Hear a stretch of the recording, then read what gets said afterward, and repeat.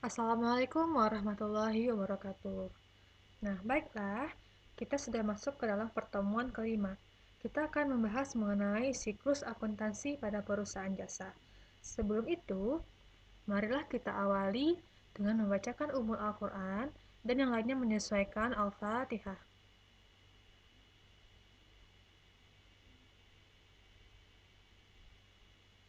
Selesai. Baiklah, sekarang kita akan belajar mengenai siklus akuntansi pada perusahaan jasa, di mana dalam siklus ini kita akan membagi ke dalam dua tahap. Yang pertama yaitu tahap pencatatan dan yang kedua tahap pengiktisaran, di mana tahap kedua ini kita akan bahas pada minggu depan. Sekarang kita akan mengetahui bagaimana siklus akuntansi pada perusahaan jasa. Nah, siklus akuntansi pada perusahaan jasa dimulai dari bukti transaksi. Pada pertemuan kemarin, kita sudah melihat bagaimana bentuk transaksi. Nah, misalnya dari pembelian barang, menjual produk, membayar gaji, membayar hutang, dan lain-lain.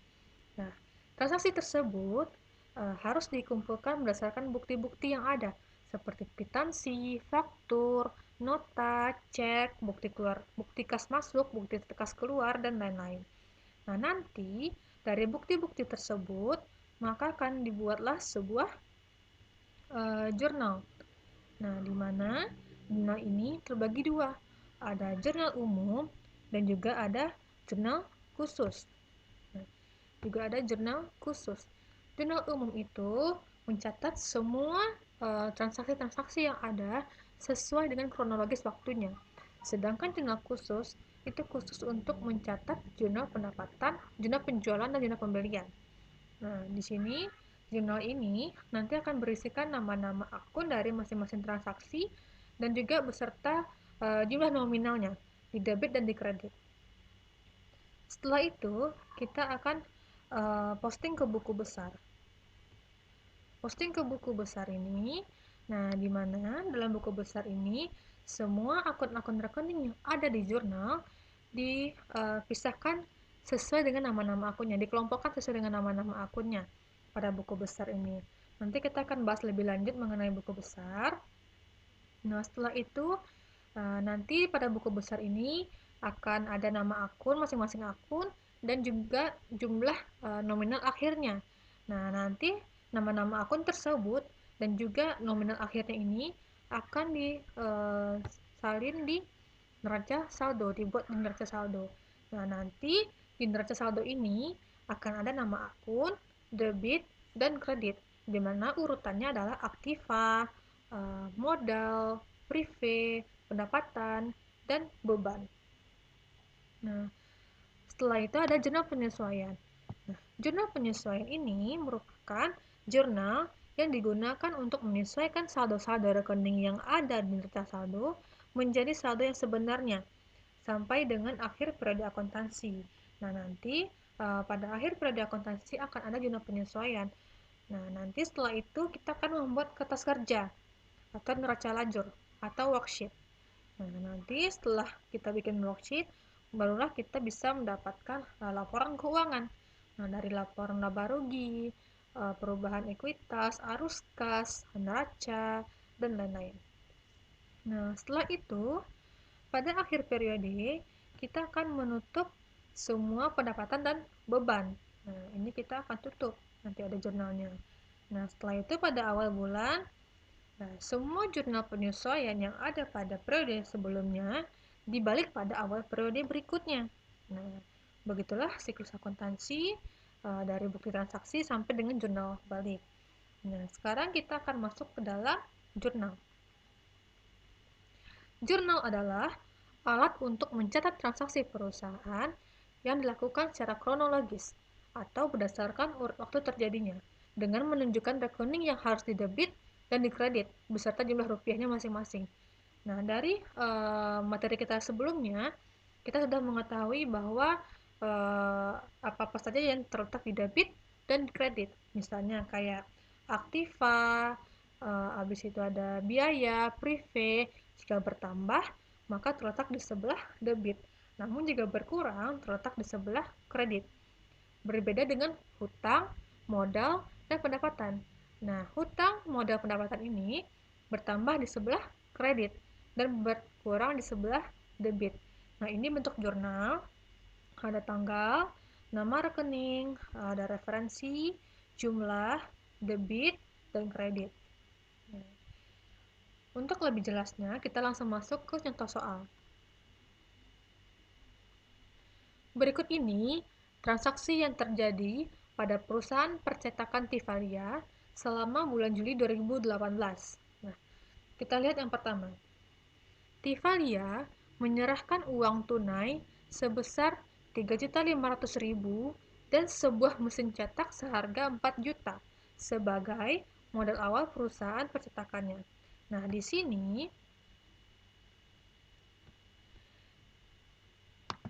sini menyerahkan uang tunai. Berarti ini kas kita bertambah sebesar 3.500.000. Nah, jika kas bertambah, itu terletak di sebelah debit. Kemudian ada mesin cetak seharga 4 juta. Nah, mesin ini termasuk ke dalam aset tetap. Nah, aset tetap jika bertambah terletak di sebelah debit. Nah, berarti ada kas dan juga ada mesin di sebelah debit. Sebagai modal awal perusahaan percetakannya. Berarti di sini ada modal awal. Nah, modal jika bertambah itu terletak di sebelah kredit. Nah, ini dia. Ada kas, mesin, mesin di sebelah debit, dan modal di sebelah kredit. Keterangannya penyerahan uang tunai dan mesin sebagai setoran awal. Nah, yang kedua, dibayar tunai kontrak ruangan sebesar 250.000 yang sudah terpakai. Berarti ini ada biaya sewa. Kita ada kontrak ruangan, berarti biaya sewa yang timbul. Nah, jika biaya yang timbul itu bertambah, terletak di sebelah kredit. Nah, mohon maaf, biaya bertambah di sebelah debit. Nah, dibayar tunai, berarti kas kita berkurang. Kalau kas berkurang, terletak di sebelah kredit. Nah, ini jurnalnya.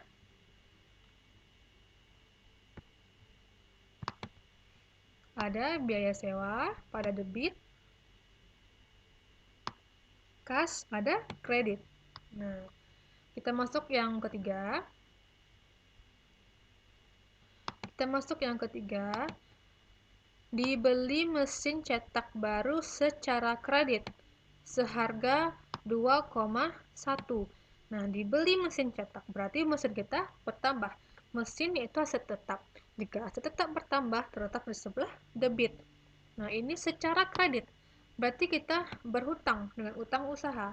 Kalau utang usaha bertambah, terletak di sebelah kredit. Berarti ini jurnalnya ada mesin pada utang usaha. Mesin pada utang usaha. Nah, untuk yang keempat yaitu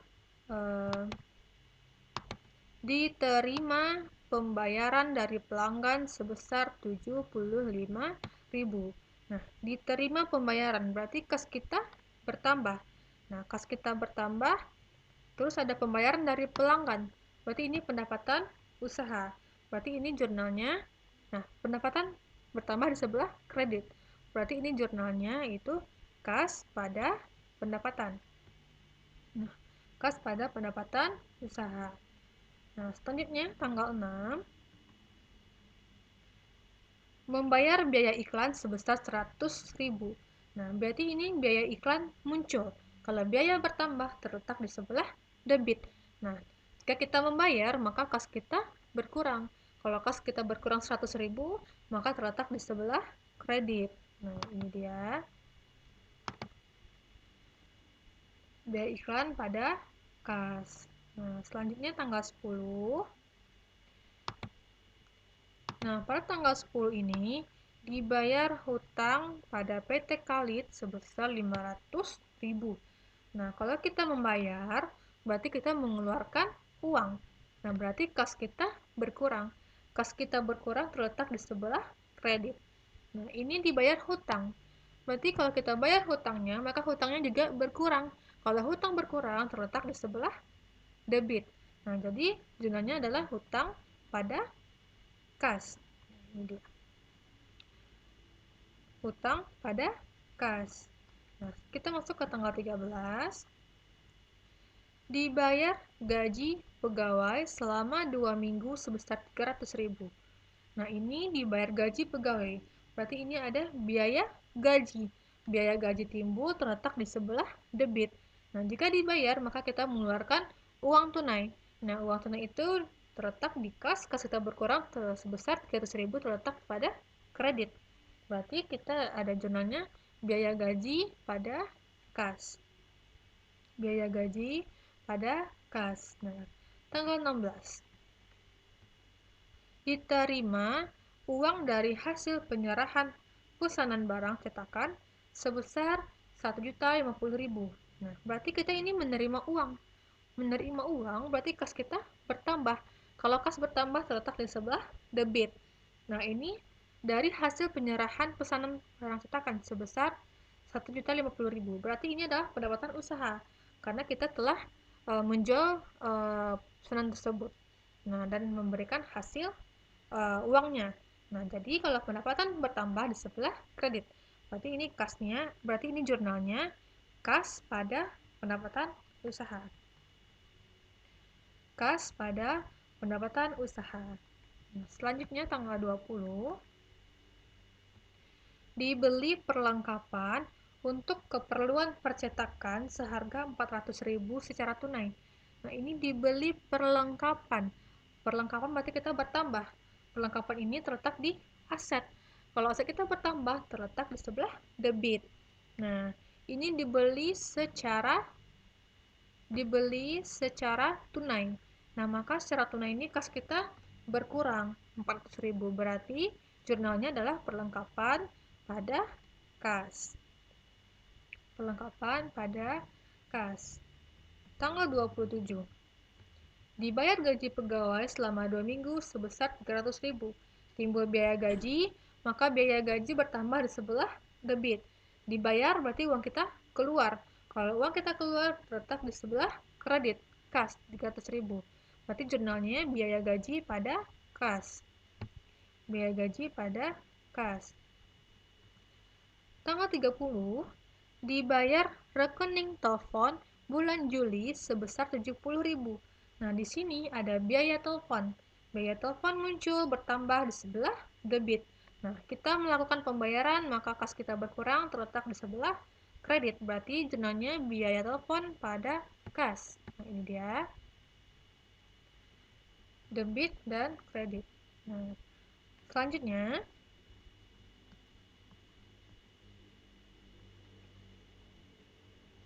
tanggal 30 yang kedua, diterima uang dari hasil penyerahan pesanan barang cetakan sebesar 1,2 juta. Nah, diterima uang berarti kas kita bertambah. Dari hasil penyerahan pesanan barang berarti ini pendapatan usaha.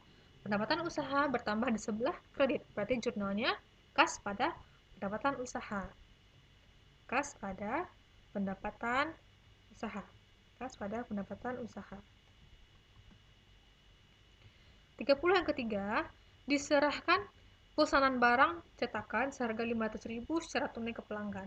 Berarti kita mendapatkan uang tunai dari pelanggan sebesar 500.000.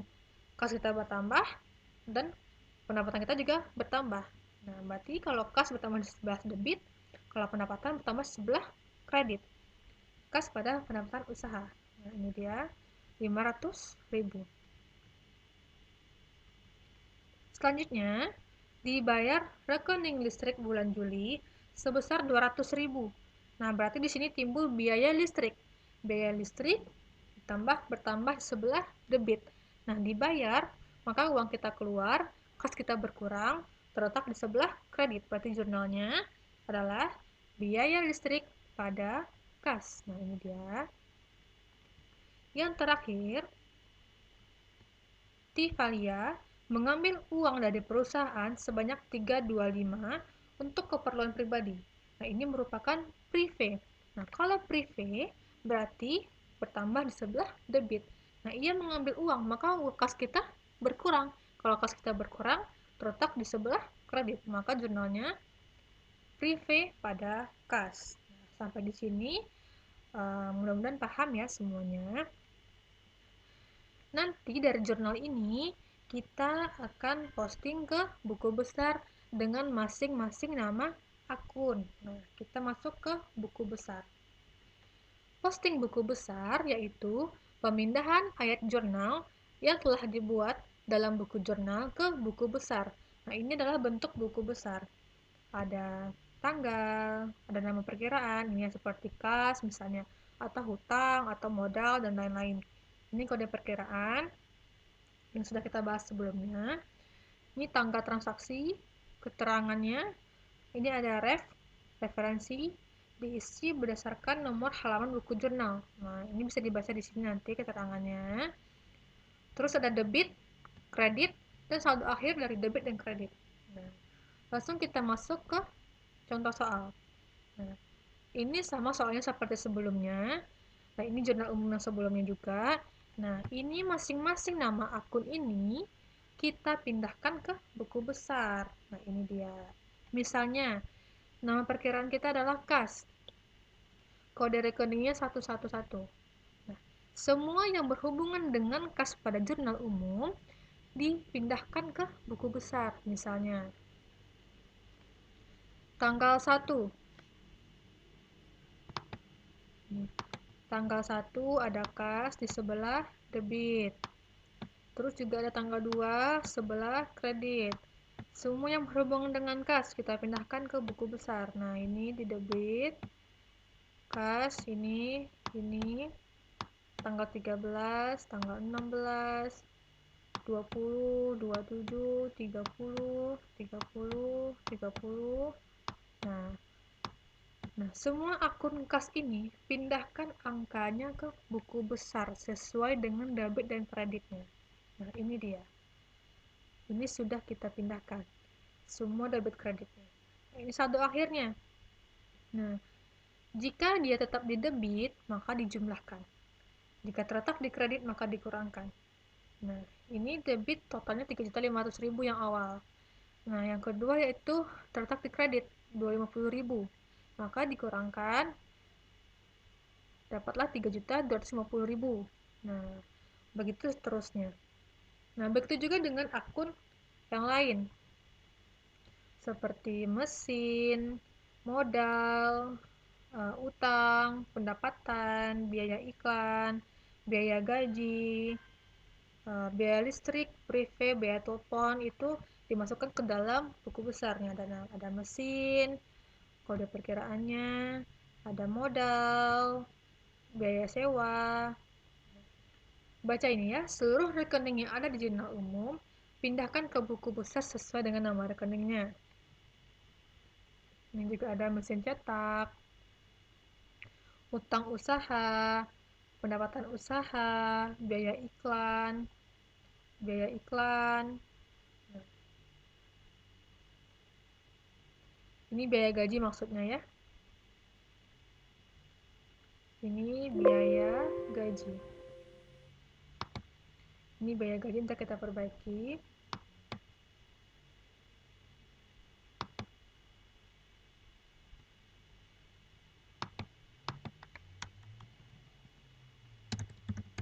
Ini biaya gaji.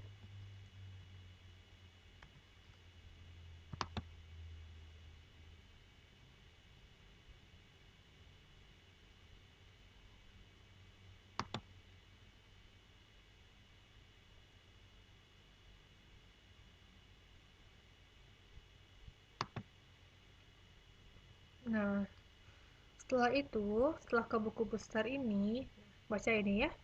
Jumlah akhir dari masing-masing rekening pindahkan ke neraca saldo secara berurutan sesuai dengan kode perkiraan.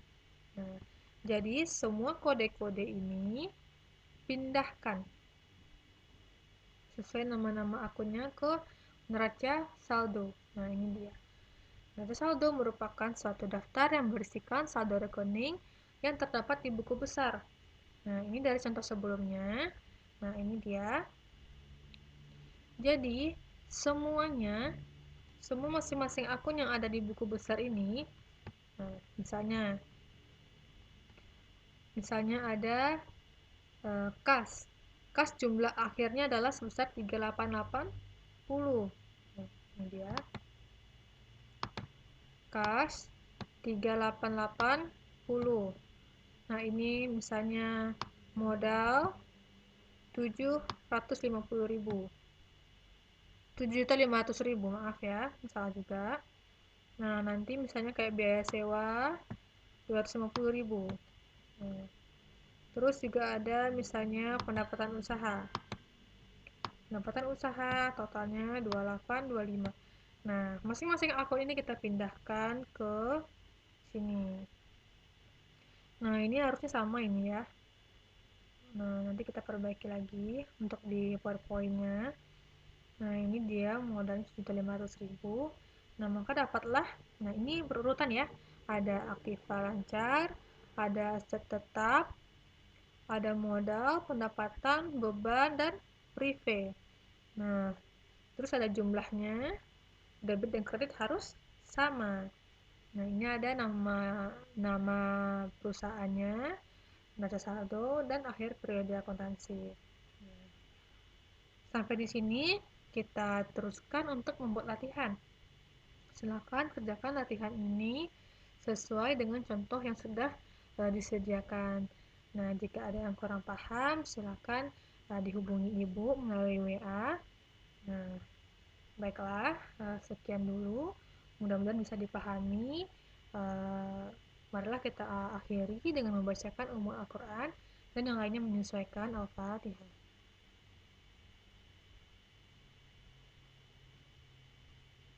Selesai. Assalamualaikum warahmatullahi wabarakatuh.